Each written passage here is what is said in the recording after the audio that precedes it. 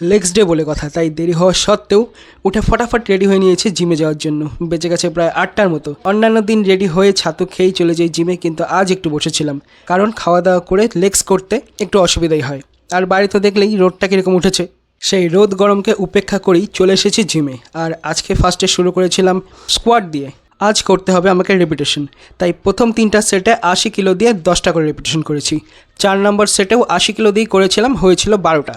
এছাড়াও লেগসের আরও 3টে আইটেম করেছিলাম, সেগুলো আর ভিডিও দিলাম না। আর এরপরে দেখতে হবে পাম্প, কারণ ব্যায়াম করার পর পাম্পই যদি না দেখি তাহলে তো মজাই নেই। তো পাম্প দেখলাম মোটামুটি ভালোই এসেছে। আর তোমাদের কেমন লাগছে সেটাও কিন্তু অবশ্যই জানিও। চেষ্টা করছি একটু রেপিটেশন বাড়ানোর, ওয়েট বাড়ানোর আর লেগসটাকে একটু গ্রোথ করার। তো জানি না কবে হয়, চেষ্টা তো করে যাচ্ছি। আর বাড়িতে এসে খেয়েছিলাম পোস্ট ওয়ার্কআউট।